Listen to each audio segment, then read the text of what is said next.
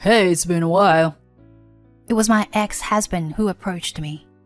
His face was grinning as if he wanted to make fun of me. I heard you sold the house without paying back the loan. That's impossible with your income. How much debt do you owe now? I'm sure my ex-husband is going to laugh his head off when he hears my answer. But I'm sorry. It's not going away. That house sold for $200,000 when its value went up. My ex-husband's face turned pale when he heard my words. My name is Gina. My husband Louis and I have been married for 2 years. We met at a matchmaking party held by a dating agency, and I was invited by my friend to the party. I met Louis there. He was an office worker at a company, and he's 2 years younger than me. I had been prioritizing my work, but my parents were worried about me and I started to look for a marriage partner. And he was the same way. His parents also said, "Don't you think it's time for you to get married?" So he joined this party. We felt close to each other because we were both being rushed by our parents, and we got along well with each other right away. We were not seriously thinking of getting married, but since we met each other by chance, we exchanged contact information. We started going out for drinks regularly after work, and we also started going on dates on our days off. Louis and I had a lot in common, probably because we were close in age. So we had a lot of fun together, and I became more and more attracted to him. He also liked me, and we started dating. We continued to date steadily, and after a year of dating, we decided to get married. I was so happy when he proposed to me. Gina, I realized that you had become a very important person to me. So I want you to continue to live your life with me. Please marry me. He gave me a ring. I cried tears of joy when I received it. Yes, I love to. And I accepted his proposal. Then we shared the news to each other's parents, met with both of our families, and got married. Many people at work and among our friends congratulated us on our marriage, and we felt the happiest we had ever felt. Then my husband and I went on our honeymoon. I was thrilled every day with the sweet, newlywed life full of happiness.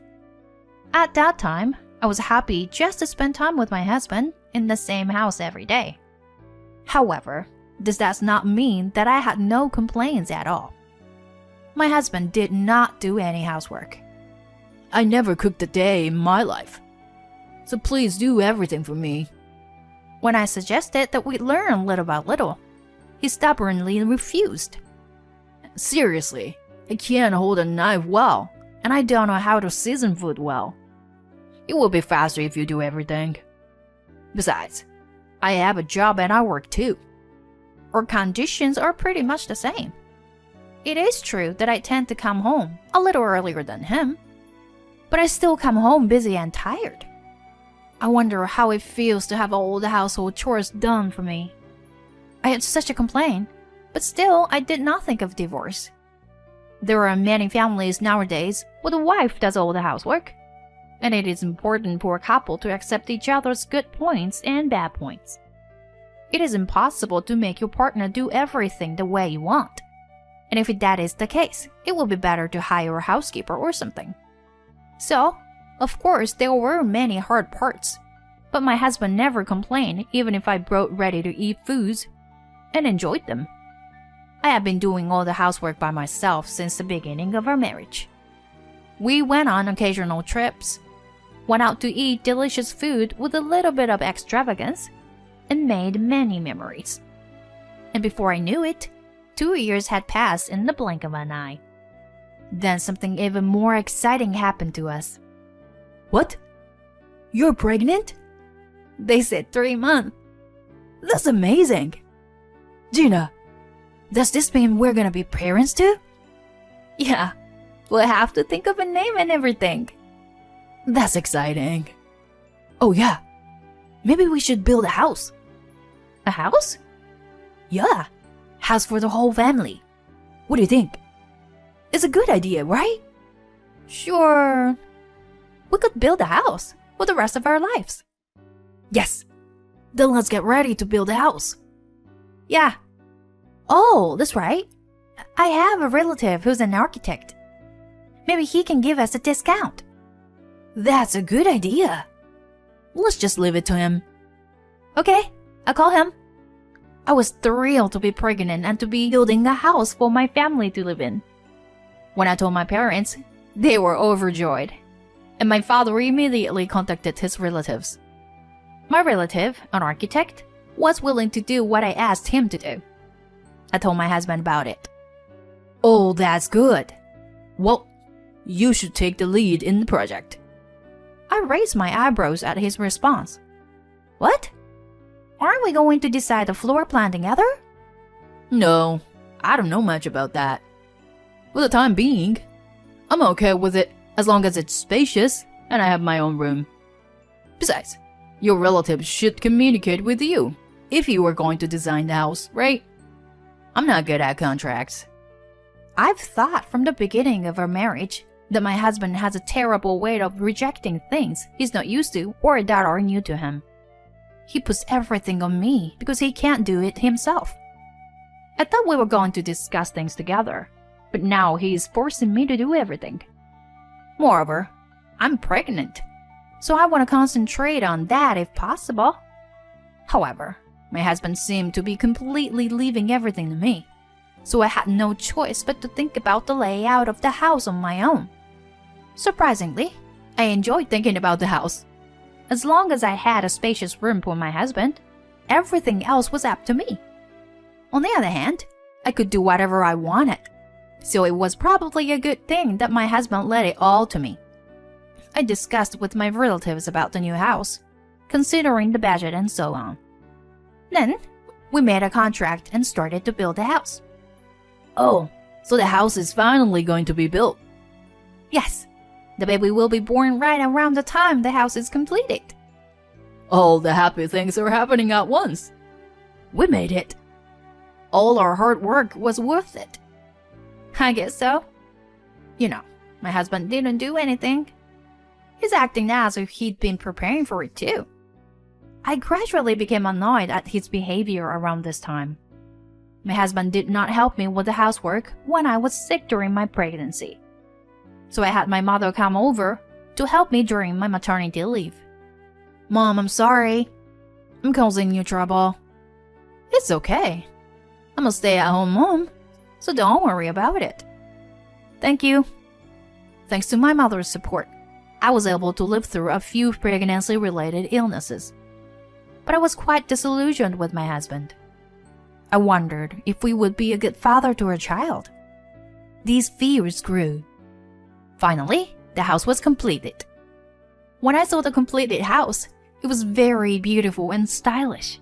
And even though I had asked him to do it because he was my relative, he still did everything professionally. I was a little bit bothered about my husband, but still, I was sure that my heart danced when I saw the completed house. Oh wow, this is a great house. We gotta start our new life together. Yes, it is. I'm looking forward to it. Just the thought of having a baby soon and spending time together as a family in this house made me excited again. 3 weeks later, I gave birth. A beautiful baby girl was born. My husband, parents, and in-laws were all very happy about the birth of our daughter. After leaving the hospital, I started raising my child in the new house. The smell of the new house was very soothing, and it was very easy to cook in the kitchen. My husband seems to be satisfied with the spaciousness and comfort of his room. After that, my child care leave period ended, and I returned to work. I left my daughter at the daycare center, picked her up from work, and came home every day. My husband still did not do the housework, but by that time, I no longer felt any resistance to doing the housework by myself. However, my husband gradually started coming home late. Did you work late again today? Oh, I'm exhausted. I'm going to take a bath and go to bed. What? What about dinner? Sorry, I already ate. Oh no. But I made it just for you. I had to work. So it couldn't be helped, right? But why didn't you call ahead? It's a pain in the butt. And when I have to work late, I can't afford to call you every time. You work too. You know that, don't you? My husband went to take a bath with such a frustrated look on his face. After that, he came home late at night more and more often. And even on holidays, he went out alone. I became more and more dissatisfied with the fact that he did not care about the family at all. Then one day, I exploded. It was a Friday. My husband came home again at 2 a.m. without calling me. Welcome home? Whoa, you scared me. You're still up. Is it more convenient for you if I'm asleep? Not that I'm saying that. But I'm going to take a bath and go to bed. Wait a minute. What? You've been home late the last few days. You've been drinking. You go out on your days off and leave me and my daughter alone. I want you to be a better husband and father and take better care of our family. When I said this to him, he looked annoyed. I work hard to support this house as the head of the family, don't you think? Don't you dare to speak to me like that just because you are my wife. What was that supposed to mean? I work too, and I'm the only one who takes care of our kid. Huh? So what? That's a wife's job, right? That's an old-fashioned way of thinking. I just want you to think about our family, at least a little. Shut up. Don't tell me what to do. My husband got so mad that he went into his room. My daughter woke up and cried because of his yelling and anger, and I was forced to concentrate on caring for my daughter. But I'm sure that I was more angry than ever with my husband. I decided to go back to my parents' house for a while and pack clothes for about a week. The next morning, I took my daughter home early. My parents welcomed me warmly because I had explained the situation to them beforehand. It's a tough relationship between a husband and wife. But I do wish he would think about your family a little more. Well, forget all that for once and stretch your wings. I'll take care of the housework. My parents took care of me. It helped me to relax and concentrate on my work. I'm sure my husband will be thankful for me in a week. I left the house for such a long period of time because I wanted him to realize how much I took care of the housework. But I never heard from my husband during that time. I wonder if he was too stubborn to contact me. At any rate, I went home because I'd been bothering my parents for a week or more already. I wondered how dirty the house was. I opened the front door of my house with some anxiety. It was as clean as when I left. Had my husband cleaned up the house? I entered the house with surprise. But when I saw what was now on the table, I was absolutely stunned. What? No way! There were divorce papers on the table that had already been filled out. And when I looked at his room, I found his belongings were gone. In short, he had left while I was giving him the house. I called him in a panic. Hey, Louis! Who are you? Huh? I thought I called my husband, but a woman answered the phone. Are you Louis' wife? Yes, but who are you? I'm Louis' girlfriend. What? Louis dumped you? Oh no. You were having an affair? Louis chose me. At first, it was an affair. But now that I'm officially his partner, you need to file for divorce. Oh, and don't try to find him, okay? We've already quit our jobs and moved to different places. You have a mortgage on the new house, don't you? And you have to raise your kid. I don't think a mere office worker can cover such expenses. But good luck with that. After saying this, the doctor hung up the phone. I despaired. I had no idea that my husband was having an affair. I was so angry that I couldn't control my emotions. My parents came to see me right away, and as we talked, I gradually regained my composure. My parents were also indignant and wanted to catch them right away. but I didn't want to waste my money on a detective agency to look for them. Anyway, I called my parents-in-law, but they didn't know where my husband had gone, and they apologized profusely. I had many thoughts about my husband, but I decided to forget about him and move on with my life. I filed for divorce and decided to raise my daughter as a single mother. The problem was this new house. The house, which is under my name, is a rather expensive house, and the mortgage is still $4 million because I had assumed that we would be able to pay for it together. Now that my husband is gone, I have to pay off this loan by myself, which is impossible. It is not realistic when I think about saving money for tuition for my child. So I decided to sell the house. A year has passed since then. After my divorce, I moved back to my parents' house, and with the support of my parents, I was raising my child and working hard. Then one day, I decided to go shopping and was walking around town. I was walking around, and suddenly someone called out to me. Hey, it's been a long time. It was my ex-husband. What are you doing here? His face was grinning so much that he wanted to make fun of me. I just came to buy something for my daughter. I wanted to leave as soon as possible, but he insisted on talking to me. I heard you sold the house without paying back the loan. How do you know that? I want to see if you were still living in the house. But I saw the name on there had changed, so I knew you sold it. Well, you can't afford it. It's better to sell the house, even if it's in red. How much debt do you owe now? That's what my ex would ask me. I'm sure he's planning to laugh his head off when he hears my answer. But I'm sorry, it's not going your way. That house sold for $20 million when land prices went through the roof. Huh? Yes. So we made profit of over $10 million after all that. My ex-husband's face turned pale when he heard my words. No way. You're lying, right? How could you sell that house for that much? That house wasn't bad, but it was just a normal house. Wow, we just got lucky. The relative who designed that house won an internationally recognized architect. That was before you eloped with your mistress, so the house sold for a huge premium because of it. Well, it was brand new and immaculate. Oh no.